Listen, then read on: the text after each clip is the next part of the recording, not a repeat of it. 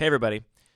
I wanted to have a draft video this week like we had last week because we had a lot of positive feedback about the draft videos, but unfortunately the draft for this week's Cube went a little bit sideways. We had a lot of technical issues and it's not a fun watch. It takes a really long time, so I'm not going to upload that video. Instead, I want to do a little deck tech for you here. So this week we're playing a pretty exciting cube on stream, a pretty novel cube. It's our friend Daniel's all gold cube, the Reading Rainbow. You may have heard us talk about it on the show before, and basically the deal with this cube is that every single card is gold, right? Here is the cube list. Daniel has it sorted by color pairs instead of typical colors because that wouldn't make any sense. And all the cards are gold. There's not even colorless artifacts in this cube. The lands all have to have a gold border for Daniel to play them, so there's no traditional dual lands because that's not a gold border, that's a dual colored border. And in order to make these spells actually castable, there is one slight rules modification, which is that every player begins each game with a copy of Pillar of the Paruns in play. It's a land that taps for 1 mana of any color, only to cast a multicolored spell, which is the vast majority of things you would spend your mana on in this environment. So, that makes this otherwise nightmare of a cube in terms of drafting a playable deck. Very playable. You can cast pretty much all of the spells in this cube with some relative ease due to this Pillar of the Paruns. And here is what I drafted. I'm going to do a little deck tech for you here. So, I really like playing Aggro in this format. Actually, we can get rid of this column. There's no 1-drops in the entire cube, so we can just blink that column out of existence. Perfect.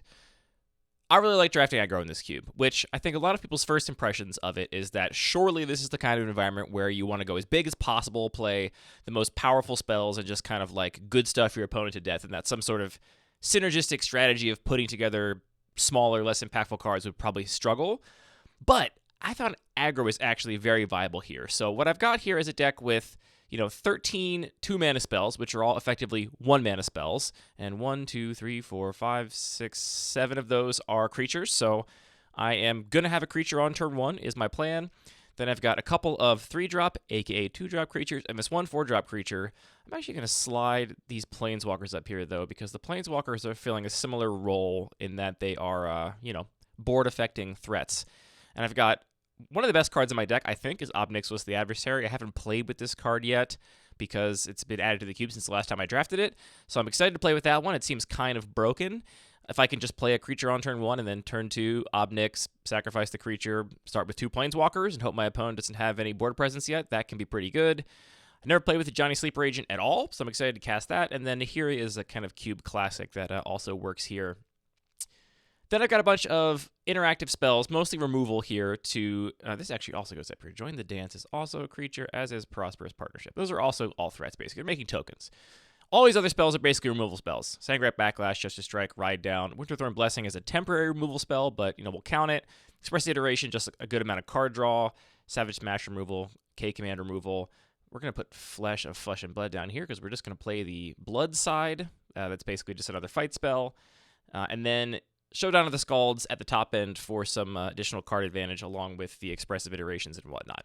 Now, I think some of you might be looking at this deck and saying, Andy, you idiot. You've only got 2 fixing lands, of course, in addition to the Pillar of the Parents. How do you plan to cast any of these spells? Even with the Pillar, it seems really ambitious. And here's the deal with this cube.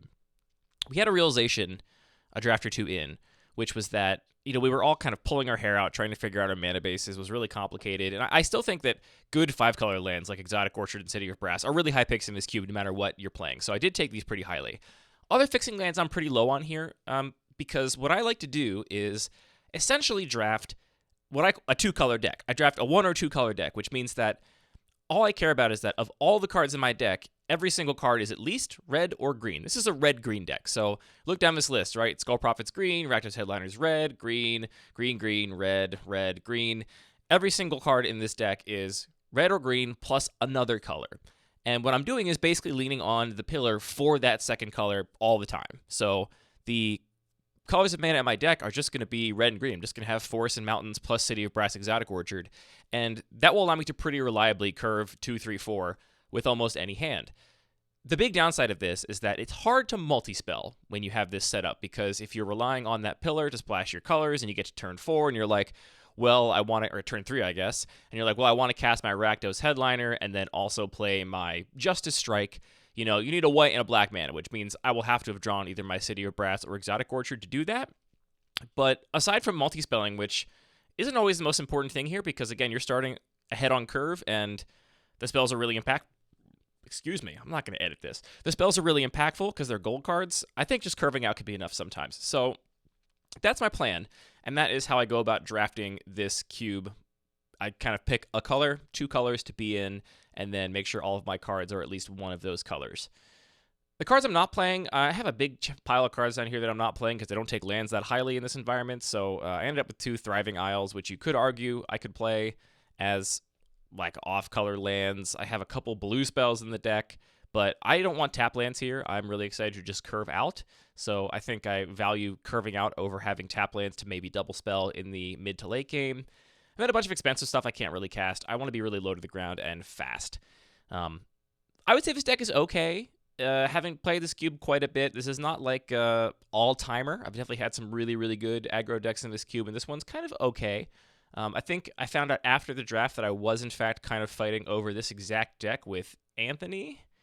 Yeah, so Anthony... Interesting. He's kind of like a bigger Rakdos deck, but he, took some cards I really wanted, like, this Black Market Tycoon and this Goblin Archaeomancer and, Citadel Castellan is a card I've always really been impressed with here. Vigilance 2/3 that has Renown 2. Just make it to a 4/5 Vigilance. Pretty easy. So I was kind of fighting over some of the cards with some people at the table, but it's okay. It's a middling deck. I'll be excited to play it. And I'm excited to show off this cube on stream because it's a really exciting cube with a really cool restriction. I've said before in certain places, but when my friend Daniel first came to me and said, like, I'm building a cube, I was so excited. I'm like, great, we got you into cube. This is fantastic. And then he explained the idea of the cube. He's like, everyone's going to start with a Pillar of the Paruns in play, and it's going to be all gold. And I was like, oh, boy, I don't know. Like, did I make a mistake by getting Daniel into cube? Is this going to be like an insufferable environment to play? And I had to eat my words immediately the first time I drafted it because it is such a cool environment. It's so fascinating to be able to play cards alongside each other that otherwise would never, in any context of Magic, ever get to see play alongside each other. Like just curving Kiora's Follower into Obnix was the adversary, right? Like, I'm going to get to do that in these games, and that's a weird combination of cards to play 1-2. So that's the kind of stuff that makes this cube really fun. And you do end up with decks that have a strategy. I'm clearly an aggro deck. I'm playing cards like this Enthusiastic Mechanaut just because it's a 2-mana 2/2 flyer. I have, I think, no other artifacts in this entire deck. Yeah, no other artifacts. So that's 2-mana 2/2 flyer. I just play a 2/2 flyer on turn 1, and then I start following that up with more creatures and removal spells is going to be my plan. Anyway, sorry the draft video didn't work out. I'm going to be more careful in the future to make sure that I get everybody doing the draft all sort of set up, technologically speaking, so we have fewer technical issues, hopefully, and we can post all those draft videos.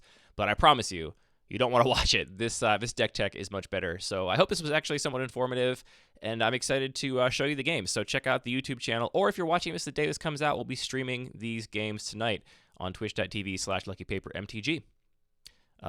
Like and subscribe, etc., etc. Thanks.